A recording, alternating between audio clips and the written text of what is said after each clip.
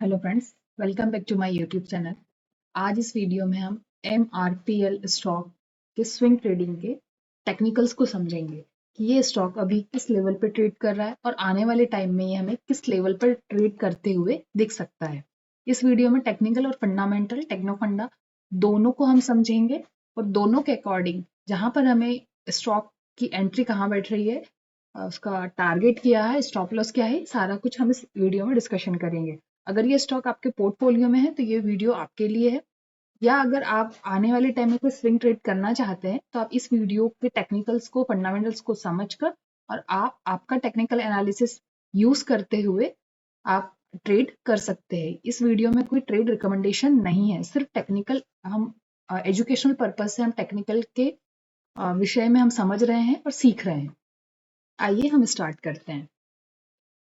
MRPL stock जो है, जब भी हम किसी स्टॉक का स्विंग सेटअप, स्विंग ट्रेडिंग के में जब हम ट्रेड करते हैं या ट्रेड का कोई प्लान करते हैं तो हमें सबसे पहले जो है स्टॉक्स के सपोर्ट और रेजिस्टेंस और उसके जो है ट्रेंड ट्रेंड बहुत ज़्यादा इंपॉर्टेंट है कि स्टॉक अभी किस ट्रेंड में है।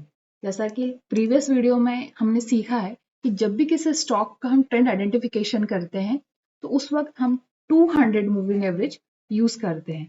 200 मूविंग एवरेज जो है वो ट्रेंड आइडेंटिफिकेशन में काफी हेल्पफुल होता है। नेक्स्ट पॉइंट होता है सपोर्ट रेजिस्टेंस। सपोर्ट रेजिस्टेंस सबसे ज्यादा मेजर रोल प्ले करता है। सपोर्ट रेजिस्टेंस और 200 मूविंग एवरेज, इन दोनों की हेल्प से, दोनों के कॉम्बिनेशन से हम एक बहुत अच्छा स्विंग सेटअप फाइंड कर सकते हैं। अब हम चलते हैं MRPL स्टॉक के ऊपर। सबसे पहले हम ये देखेंगे कि मंथ के चार्ट में MRPL का स्टॉक जो है किस लेवल पर ट्रेड कर रहा है। जैसे कि अभी हम देख पा रहे हैं, यहाँ पर हमें एक सपोर्ट रेजिस्टेंस यहाँ पर हमें दिख रहा है और नेक्स्ट सपोर्ट रेजिस्टेंस सपोर्ट जो है इस लेवल पर हमें दिखा। अब हमने दोनों को सबसे पहले मार्क कर लिया। मार्क करने के बाद में हम कि मंथ का टाइम फ्रेम हम इसलिए यूज करते हैं कि मंथ के टाइम फ्रेम पर जो है सपोर्ट, रेजिस्टेंस, ट्रेंड लाइन, ये सारी चीजें है बहुत अच्छे से अप्लाई कर सकते हैं क्योंकि इसमें ज्यादा हॉच पॉच नहीं होता है, नीट एंड क्लियर चार्ट होता है। तो बड़े लेवल के सपोर्ट रेजिस्टेंस बहुत ज्यादा पावरफुली वर्क करते हैं। अब हम इसको शिफ्ट करेंगे वीकली चार्ट में। वीकली चार्ट्स में जब हम आए, वीकली चार्ट्स पर जब हमने स्टॉक को देखा तो वीकली चार्ट्स पर ये 200 मूविंग एवरेज का सपोर्ट ले रहा है और साथ में ही अगर हम प्रीवियस जो लेवल्स को देखें तो प्रीवियस लेवल्स पे हमने यहाँ पर एक रेजिस्टेंस ड्रॉ किया था जो कि अब इस लेवल पे, इस एरिया पर एक सपोर्ट का काम कर रहा है। तो यहाँ पे हमें 3 पॉइंट मिल गए हैं कि 200 का सपोर्ट ले रहा है और जो प्रीवियस रेजिस्टेंस था जो अब इसके लिए सपोर्ट का काम कर रहा है, 3 पॉइंट हमारे 200 मूविंग एवरेज के ऊपर ये काम कर रहा है।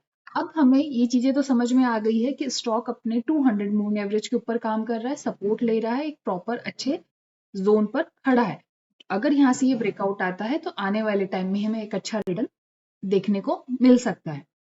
अब हम समझते हैं सबसे पहले कि अगर ये स्टॉक यहाँ से अगर हम राइट करेंगे तो इसका पहला जो रेजिस्टेंस क्या बनता है। अब हम देखते हैं यहाँ से स्टॉक ने अगर चलना चालू किया है तो ये स्टॉक का रेजिस्टेंस हमें 255 तक हमें देखने को मिल सकता है। अगर हम यहाँ से देखें तो 45% का यहाँ से हमें रिटर्न इजीली हम देख सकते हैं। अब हम समझते हैं एंट्री, एग्जिट और स्टॉप लॉस। अब हमें यहाँ पे एंट्री करना है। 200 मूविंग एवरेज है, सपोर्ट को ये रिस्पेक्ट कर रहा है, 200 के ऊपर ये ट्रेड कर रहा है।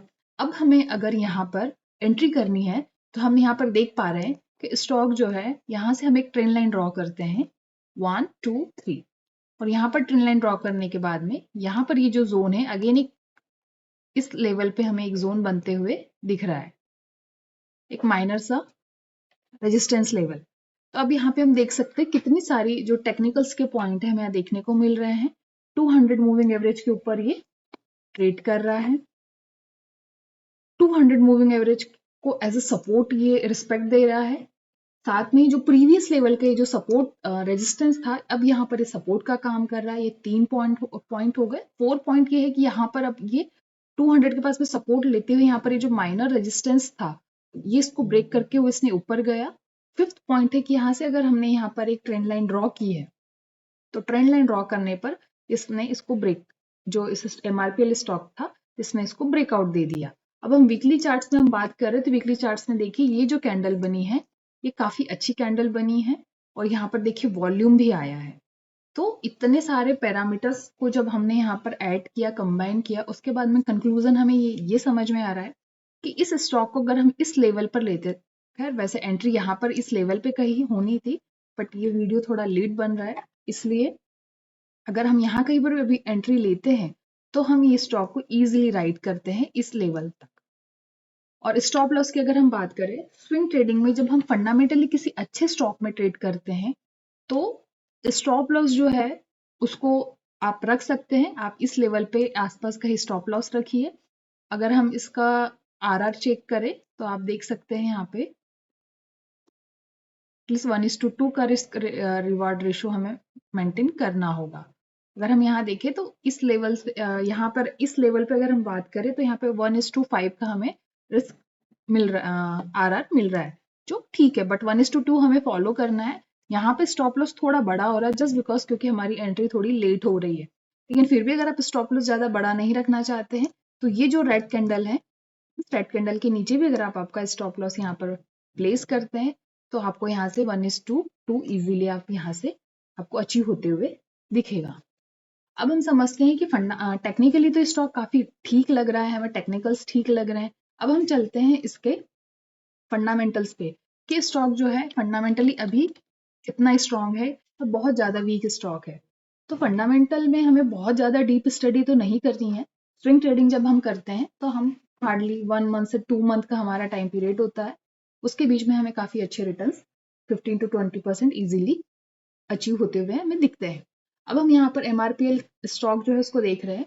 32,000 करोड़ की कंपनी है जो काफी अच्छी है। ROC 4%, ROE काफी पुअर इसका परफॉर्मेंस है। यहाँ पे डेट टू इक्विटी रेशियो 0.81 है जो काफी हाई है। पब्लिक होल्डिंग 8% है। ROC 5 ईयर का 12.6% और रिजर्व्स 11,000। नेक्स्ट हम देखते हैं कि इसके प्रॉफिट जो है प्रॉफिट लॉस का क्या स्टेटमेंट बोलता है। सेल्स अगर हम देख रहे हैं तो सेल्स काफी ग्रोइंग स्टेज में है। नेट प्रॉफिट ये भी ग्रोइंग है। यहाँ पे 2 टाइम्स यहाँ पे कंटिन्यूस कंसेक्यूटिव लॉसेस हुए हैं। देन नाउ अगेन जो स्टॉक है काफी रिकवरिंग फेज पर है। स्टॉक जो काफी स्ट्रॉन्ग तो नजर नहीं आ रहा है, बट अब हम और टेक्निकल्स में देखते हैं। बैलेंस शीट रिजर्व्स इसके 11,000 से, बोरोविंग इसके 10,000 is equal to fixed asset 20,000, WCIP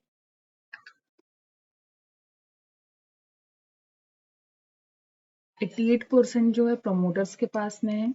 promoters में oil and natural gas corporation, Hindustan petroleum, सारी गवर्नमेंट ऑर्गेनाइजेशन है।